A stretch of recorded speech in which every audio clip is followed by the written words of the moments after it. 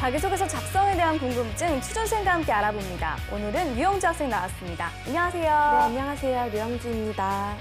네, 그리고 자기소개서의 모든 것을 알려줄 취업 컨설턴트 안정영, 박용환 멘토님 모셨습니다. 안녕하세요. 안녕하세요. 네, 안녕하세요. 안정영입니다. 네, 안녕하세요. 저는 박영환입니다.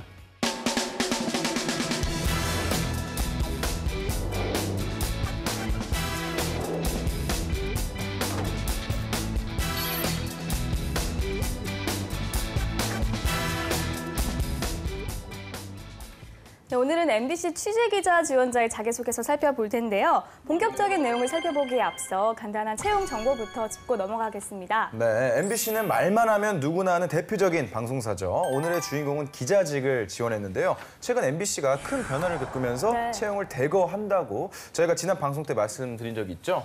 네, 예전에 경영진이 현재 경영진으로 바뀌기 전에는 공채 문화를 없앤다 그래서 신입은 거의 채용하지 않고 경력직 위주로 좀 채용을 했었는데 최근에 다시 공채를 채용하면서 많은 분들이 지원을 하고 계시고요.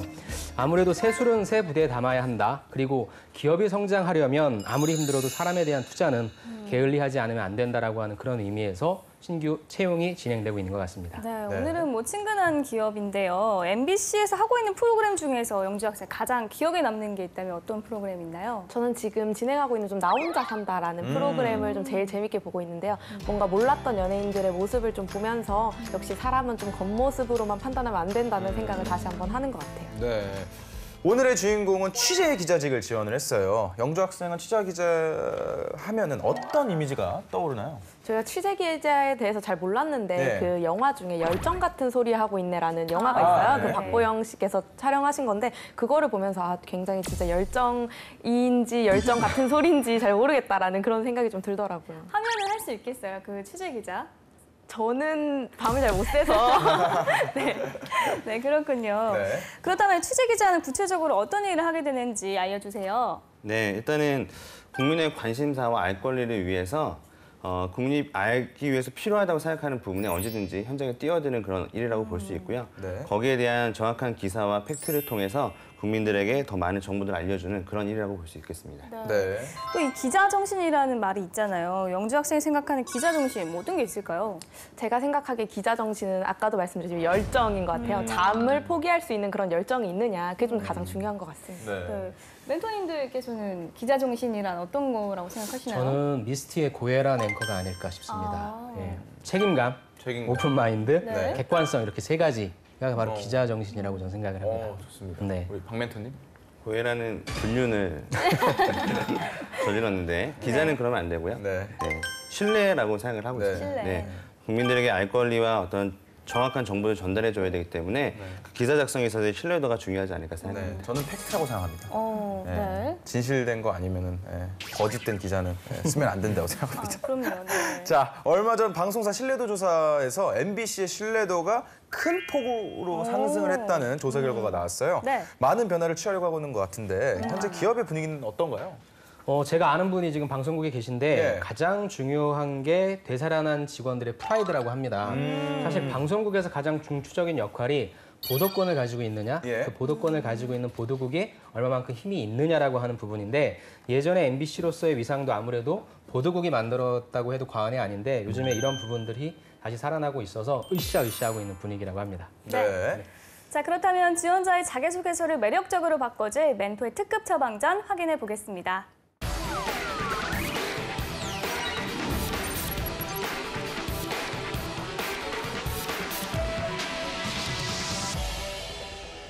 질문 항목부터 분석해 볼 텐데요. 총 7개의 항목입니다. 아무래도 기자직이다 보니까 좀 더 다양하고 자세하게 보는 게 아닌가 싶은데요. 바로 어떤 내용인지 한번 확인해 볼게요. 1번, 해당 분야의 지원 동기 및 MBC에서 당신의 비전은 무엇인가요? 2번, MBC 프로그램 중 당신에게 최고의 프로그램과 최악의 프로그램은 무엇인가요? 그 이유는? 3번, 당신이 최근 가장 관심을 가지는 콘텐츠는 무엇인가요? 그 이유는? 4번, 3번 답변에서 콘텐츠를 접하는 경로는 무엇이며 그 경로를 이용하는 이유는? 5번, 당신이 타인으로부터 도움을 받았거나 타인에게 도움을 준 경험에 대해 기술해 주세요. 6번, 당신이 생각하는 언론의 역할은 무엇인가요? 마지막으로 7번, 당신이 MBC에 하고 싶은 질문은 무엇인가요? 그 질문을 선정한 이유는? 네, 방송사다 보니까 확실히 미디어 쪽에 관련된 질문이 많네요. 네. 그리고 역으로 질문하는 상황도 있고요. 네, 그 마지막 7번 질문이 그런 것 같은데 네. 사실 이런 질문에 답변을 굉장히 잘해야 할 것 같은데 박멘토님 자기소개서 작성 시 유의해야 할 점 어떤 게 있을까요? 네, 일단은 굉장히 많은 항목들을 요구하고 있는데요. 네. 1번의 경우에는 지원 분야하고 비전을 같이 쓰라고 되어 있기 때문에 자기가 지원한 이유하고 목표가 좀 동일하게 가져가는 게 되게 좋습니다. 그래서 지원 동기 따로 목표 따로 쓰지 말고 지원 동기하고 비전을 함께 제시할 수 있는 그런 방향으로 작성하시고 최고의 프로그램과 최악의 프로그램은 이제 개인의 어떤 취향에 따라서 어떤 것을 선택해도 상관없지만 중요한 것은 그 이유에 대한 객관성을 확보할 수 있어야 되거든요. 단순히 감정적으로 또는 개인의 어떤 취향에 의해서 최악과 최고의 프로그램을 선정하지 않도록 유의하는 게 필요할 것 같습니다. 3번 같은 경우에는 이제 트렌드와 관련된 것들을 좀 물어보려고 하는 것 같고요. 3, 4번 마찬가지로 그렇고요. 그다음에 5번 같은 경우에는 타인에게 도움을 받았거나 타인에게 도움을 준 경험에 대해서 기술해줘라고 하고 있는데 네. 이것은 이제 내가 보다 타인에게 도움을 얻어서 또는 타인에게 도움을 줘서 보다 업무를 효율적으로 진행했던 그 효율성이라고 하는 측면에 접근해 보면 좀 답이 잘 풀릴 것 같고요. 6번 같은 경우에는 언론의 역할에 대해서 생각해 보라고 하는 건데 이거는 이제 본인의 생각을 논리적으로 잘 정리하면 충분히 잘 쓴 이라고도 볼 수 있을 것 같고요. 그다음에 마지막 7번 같은 경우에는 회사 관련된 것이라든지 혹은 좀 직무와 관련돼서 자기가 궁금했던 부분들을 가감없이 물어보는 어떤 그런 내용을 채워 넣으셔도 충분히 잘 쓴 내용이라고 볼 수 있을 것 같습니다. 네. 네. 그렇다면 반대로 피해야 할 것이 있다면요? 저는 다른 부분보다 2번을 좀 말씀드리고 싶은데 네. 제가 MBC 2번 자소서를 한 20개 정도 봤거든요. 네. 근데 2번에 여러분들이 쓰셨던 최고의 프로그램과 최악의 프로그램들이 다 예능이에요. 그 점이 좀 안타깝더라고요. 그래서 기자직 분들은 예능보다 뭐 시사라든지 뭐 피디수첩이라든지 이런 프로를 조금 언급해 주시는 전략도 한번 해주셨으면 좋겠다라고 하는 말씀을 드리고 싶습니다. 네, 좋은 팁입니다. 네, 시사나 교양. 네. 자, 그러면 주인공의 자기소개서 내용을 본격적으로 살펴보겠습니다. 네. 먼저 지원 동기 및 나의 비전에 관한 질문인데요. 소제목부터 한번 볼게요. 서민들에게 도움을 주는 기자가 되고 싶다. 네, 어떤 기자가 되고 싶은지 좀 명확하게 밝힌 것 같고요. 취재를 어느 방향으로 할 것인지도 알 수 있을 것 같아요. 우리 또 박멘토님은 또 어떻게 보셨습니까? 네, 지금 방금 말씀하셨던 것처럼 자기가 취재를 하고 싶은 분야나 이런 것도 좀 명확하게 좀 드러나 있는 부분인 것 같습니다. 예. 그래서 뭔가 서민들을 위한 어떤 다양한 어떤 기자로서 서민들을 위한 어떤 컨텐츠를 제작해 보고 싶다는 이런 포부가 들어가 있기 때문에 제대로 된 소제목이라고 볼 수 있을 것 같습니다. 네. 네. 네, 그럼 어떤 내용인지 제가 읽어보도록 하겠습니다. 서민들에게 도움을 주는 기자가 되고 싶다. 12살에 첫 직장을 잃었다. 그때 정보를 알아야만 살아남을 수 있다는 것을 깨달았다. 어린 시절 부모님께서는 피자 가게를 운영하셨다. 나는 직접 피자 상자를 접고 가까운 곳은 배달을 다닐 만큼 우리 가게를 좋아했다. 12살, 잘 나갔던 우리 가게는 동네에 프랜차이즈 가게가 생기면서 문을 닫았다. 문을 닫은 원인 중 하나는 정보의 무지였다. 신문에서 프랜차이즈 가게가 주목받았을 때다. 부모님을 포함해서 신문과 뉴스를 보는 가게는 드물었다. 아침부터 밤까지 일하느라 뉴스를 볼 여유가 없었다. 결국 뉴스를 보는 사람은 비교적 여유가 있는 엘리트다. 정보를 선점하는 자가 이익을 얻고 다른 정보를 선점할 여유도 있다. 악순환은 반복되고 서민은 뉴스와 점점 멀어진다. 모든 방송사가 주 시청자인 엘리트에게 집중될 때 MBC만은 달랐다.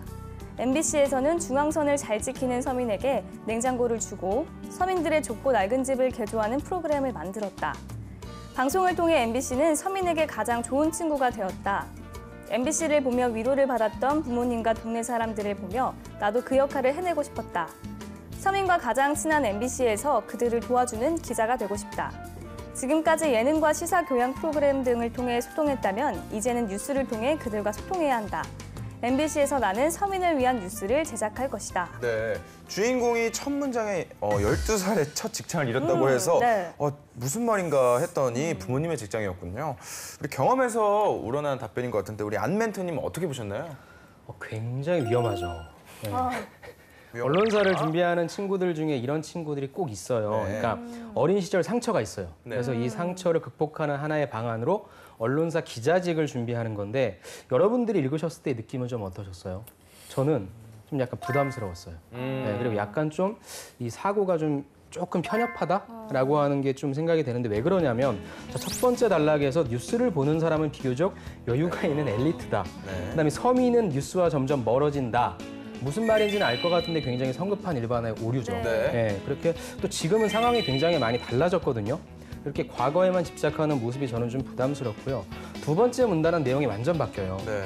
분명히 첫 번째 단락에서는 우리가 뉴스를 접하기 힘들었는데 상대적으로 예능은 잘 접하고 있어요.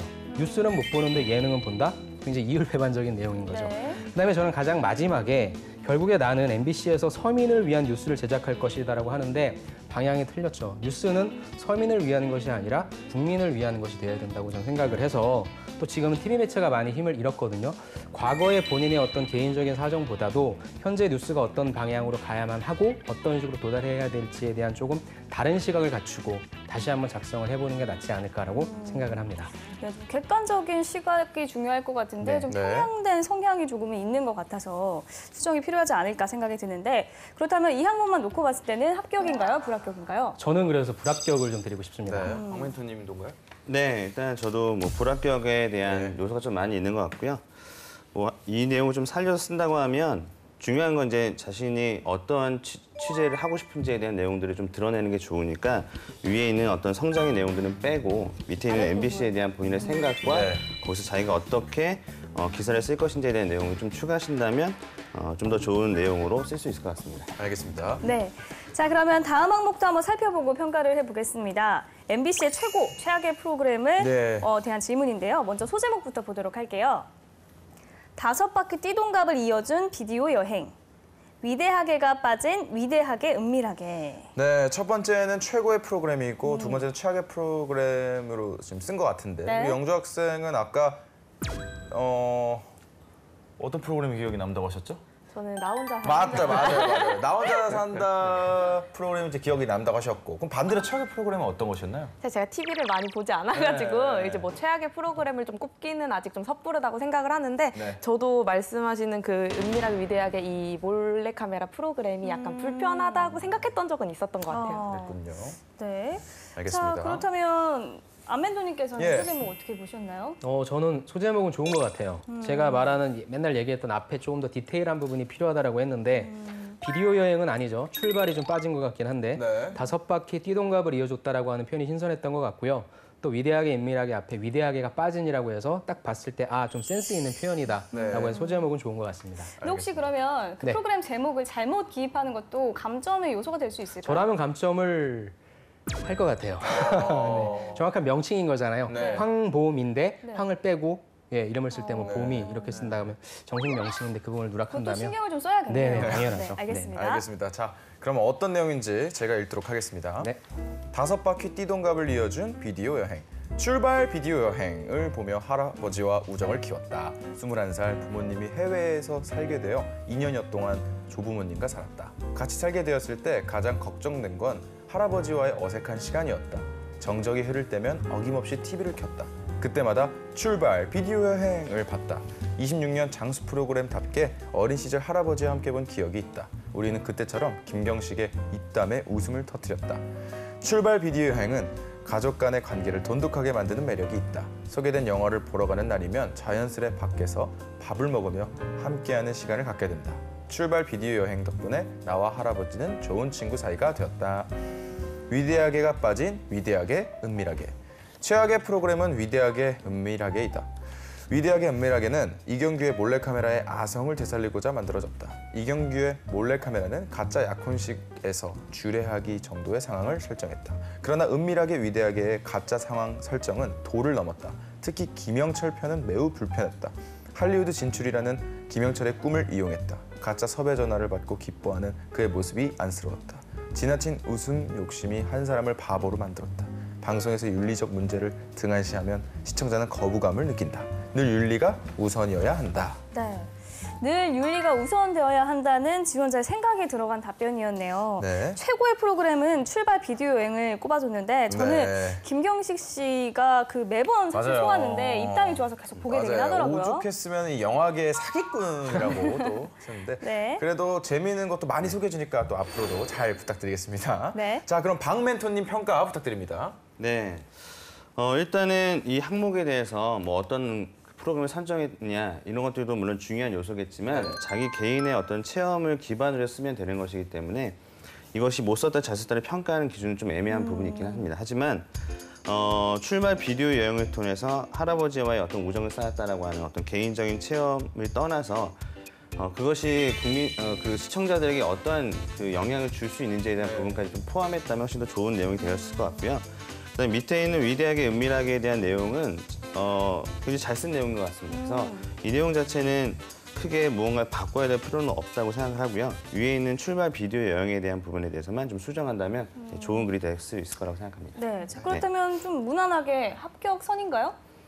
네, 일단은 뭐 1번 항목에 대한 부분에 대해서만 좀 수정하면 충분히 합격을 할 수 있는 그런 서류가 아닐까 생각합니다. 네, 네. 안멘토님께서는요? 네, 저도 이거는 합격을 좀 드리고 싶어요. 저도 첫 번째 단락에 출발 비디오 여행이 본인에게 어떤 의미가 있었는지에 대한 스토리텔링을 되게 잘한 것 같아요. 네. 결국 할아버지와 나를 이어준 브릿지라고 하는 역할이 좋았고요.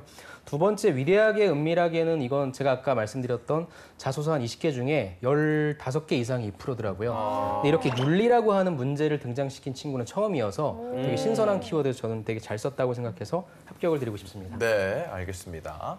자, 그럼 계속해서 다음 항목에 대해 살펴보겠습니다. 타인에게 도움을 받았거나 주었던 경험에 대한 질문인데요. 네. 도움의 내용 중심으로 작성하라는 팁이 있네요. 그럼 소제목 한번 확인해 볼까요? 취재를 통해 돈 없는 호객 행위에 대한 학생들의 불만을 해결하다. 지원자가 취재를 통해서 학생들의 불만을 해결해 줬다고 네. 하니까 이거 큰일한 거 아닌가요? 멘토님들께서는 어떻게 보시나요? 저는 이제 무슨 내용인지를 알 것 같은데 네. 그래도 명색이 기자인데 소제목을 뽑아내는 헤드라인 뽑아내는 연습은 좀 해야 될 것 같은데 네. 시간이 없었나 봐요. 그래서 앞에 우리가 2번 항목처럼 좀 간결하게 만들어주는 연습을 해주셨으면 좋겠습니다. 네. 홍 멘토님? 일단 뭐 길이에 대한 부분들은 길게 나오는 것은 문제가 되지는 않지만 한 줄 넘어가지 않도록 써야 되는 건 맞고요. 방금 말씀하셨던 것처럼 이제 조금은 더 간결하게 읽히기 쉽게 좀 쓰는 것들도 하나의 요령이 될 수 있을 것 같습니다. 네, 알겠습니다. 자세한 내용은 어떤지 지금 읽어보도록 하겠습니다. 취재를 통해 돈 없는 호객 행위에 대한 학생들의 불만을 해결하다. 고등학교 2학년 인천광역시 소속 청소년 기자로 활동했다. 매달 3편의 기사를 작성하기 위해 늘 취재 아이템을 찾아다녔다. 아이템을 찾던 중에 심해지는 호객 행위에 대한 친구들의 불만을 듣게 됐다. 교문 앞에서 나눠주는 전단지 때문에 바닥은 더러워지고 억지로 붙잡는 아르바이트생에게서 벗어나느라 진을 뺐다는 것이다. 한두 번 친구들을 아르바이트생으로부터 빼냈지만 근본적인 해결은 되지 못했다. 이 문제를 해결하고자 학생, 아르바이트생, 경비 아저씨를 취재했다. 우선 학생들의 학교 앞 호객 행위에 대한 생각을 설문조사했다. 60명 정도의 학생들이 응답했다. 대부분의 학생들이 호객 행위에 대한 불편함을 토로했다. 바닥을 치우시는 경비 아저씨와의 인터뷰에서는 노고를 알 수 있었다.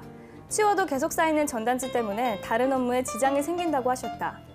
아르바이트생은 어쩔 수 없다는 입장이었다. 최대한 빨리 전단지를 돌려야 해서 무리할 수밖에 없다는 것이다.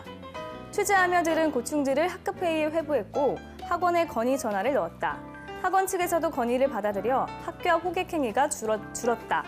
기자단 홈페이지에 올라간 기사는 조회수 500을 넘으며 이달의 기사로 꼽혔다. 취재를 하며 문제를 공론화시키고 합의된 해결을 도출했다.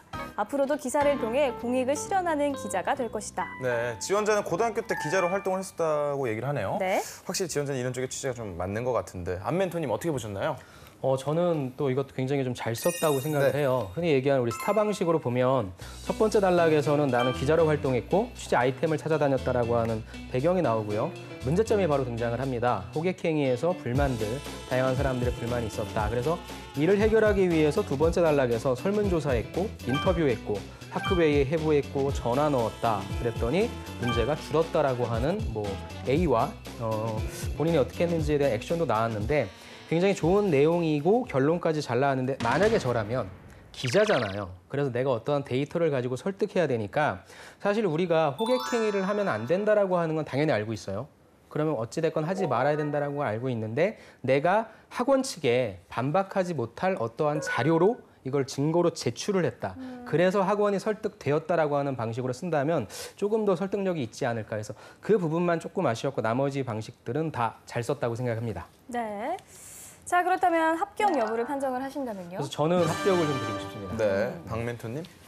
네, 일단 가능하다면 경험은 대학교 시절 이후의 경험이 좋긴 한데요. 뭐 그런 면에서 조금 고등학교 시절의 경험 썼던 것이 좀 아쉬운 부분이긴 하지만 나름대로 취재 기자로서의 어떤 도움 줬던 경험으로서는 괜찮은 것 같습니다. 하지만 이 항목에 대한 의도를 조금 더 다른 방향으로 생각해 본다면 좀 협력적인 부분으로 볼 수도 있거든요. 자기가 어떤 기자로서의 어떤 방향성을 가지고 쓰는 것도 물론 방해될 수 있겠지만 팀원들과의 어떤 협력적인 상황에서 내가 얼마나 타인에게 도움을 주고 받았는지에 대한 부분들을 좀 고려해서 썼다면 더 좋았을 거라는 생각을 가지고 있습니다. 네. 네. 자, 그럼 마지막 항목에 대해서 살펴보겠습니다. 언론의 역할에 대한 질문인데요. 자기 생각을 잘 나타내야 하는 상황이에요. 네. 바로 읽어보도록 하겠습니다. 언론의 역할은 팩트체킹이다. 언론에게 기대하는 역할은 팩트체킹이다. 누구나 뉴스를 생산할 수 있는 시대가 되었다. 개인 SNS 계정에 들어가 글을 쓰기만 하면 된다. 3초면 새로운 뉴스가 생산된다. 1인 미디어를 기획해 정기적으로 뉴스를 생산하는 사람도 점점 많아지고 있다. 언론 시장은 1인 1미디어 시장으로 변화할 것이라는 예측을 무시할 수 없을 정도로 빠르게 변화하고 있다. 1인 1미디어 시장은 다양성과 공공성 측면에서 시청자들에게 이점으로 다가온다. 그러나 이점만 존재하는 것은 아니다. 가짜 뉴스를 감별하기 어려워지기 때문이다. 여론을 형성하는 활동의 앞에 사실을 기반으로 한을 붙이는 것이 언론의 역할이다. 여기서 언론사는 사실을 확인하고 선택과 집중을 주도하는 역할을 수행한다. 뉴스 생산에서 더 나아가 콘텐츠의 중요도를 부여하는 것은 전문 집단만이 할 수 있기 때문이다. 뉴스를 생산하는 사람들이 많을수록 사실 확인은 어려워지고 중심 논제는 흐려진다. 논제를 중심축으로 잡아주는 것이 언론이 해야 할 역할이다. 흔히 역사가는 사실의 바다에서 역사를 건져 올린다고 한다. 기자와 언론사 또한 사실을 기반으로 한 언론이 많아질 수 있도록 힘을 실어야 할 것이다. 네, 지원자는 확실히 본인이 원하는 업무에 대한 생각이 확고한 것 같아요. 네. 멘토님들께서 전반적으로 좀 어떻게 평가를 하셨나요? 저도 역시 마찬가지로 본인이 하고자 하는 쪽에 있어서의 트렌드를 좀 잘 읽어냈다고 생각을 합니다. 예. 물론 소제목이 또 역시 팩트체킹이다라고 해서 좀 재미는 없었는데 팩트체킹에 대한 의미, 지금 1인 1미디어 시장으로 변화하고 있고 가짜뉴스라고 하는 이슈를 제시했고요. 그래서 논제를 중심축으로 잡아주는 것이 언론이 해야 할 역할이다라고 해서 좀 잘 알고 있는 것 같은데 다만 제가 여기서 좀 의문이 드는 게 뉴스 생산에서 더 나아가 콘텐츠의 중요도를 부여하는 것이 전문 집단이 하는 것인가 누군가가 부여할 수 있는 것이 아니라 대중의 어떤 여론일 텐데 그 부분을 왜 전문 집단이 할 수 있다라고 지정해야 되는지에 대한 부분은 조금 의문이 좀 들기는 하는데 네. 전반적인 내용들은 잘 썼다고 생각합니다. 네. 저희 경우는 여기서 언론의 역할이라고 하는 건데 그러면 여기서 말하는 게 언론의 역할이 1인 미디어 시장에 대해서 신뢰도를 평가하는 기관이냐 이렇게 뭔가 좀 볼 수 있을 것 같거든요. 그래서 약간의 방향이 좀 애매한 부분이 언론은 어떤 역할을 해야 되느냐에 대한 부분이 아니라 언론은 이렇게 뭐 사실을 기반으로 해서 뭐 써야 하고 1인 미디어가 많은 시장에서 그것들에 대한 신뢰도를 평가하는 뭐 어떤 기관이다라고 하는 방향을 좀 쓴 것 같은 느낌이 들어서 약간 좀 내용을 정확하게 이해하는 데는 좀 약간 아쉬움이 있었다고 생각합니다. 네. 네. 또 추가로 궁금한 점이 있는데요. 예. 여태까지의 그 답변을 살펴보면 문체가 뭐 그렇다, 했다 이런 식으로 썼는데 보통 자기소개서는 뭐 했습니다 이런 식으로 문체를 쓰잖아요. 뭐 이런 문체에 대한 문제는 없는 건가요? 그러니까 저도 아까 말씀드렸지만 특히나 이 언론사 쪽에 기자직을 지원하는 친구들이 다로 끝나더라고요. 아무래도 우리가 이제 리포팅을 할 때 예. 특히 이제 그 친구들이 이제 신문이랑 방송이랑 같이 해서 그런지 몰라도 저 같은 경우에는 이게 내가 읽는 글이 아니라 상대방을 좀 배려해야 하는 글이라 좀 저는 높임법을 그러니까 경어체를 좀 쓰는 것이 좀 개인적으로 낫다고 좀 생각을 합니다. 박멘토님도 같은 생각이신가요? 네, 뭐 평서체로 써도 뭐 크게 문제가 되거나 그러지는 않고요. 다만 아까 말씀하셨던 것처럼 글을 읽는 사람의 입장에서 볼 때에는 약간의 좀 기분이 나쁠 수 있는 부분이 있으니까요. 네, 그런 면에서 경어체를 써주는 게 어떨까 싶습니다. 네, 알겠습니다. 알겠습니다. 자, 지금까지 MBC 취재기자 지원자의 자기소개서에 대한 멘토의 특급 처방전 전해드렸습니다.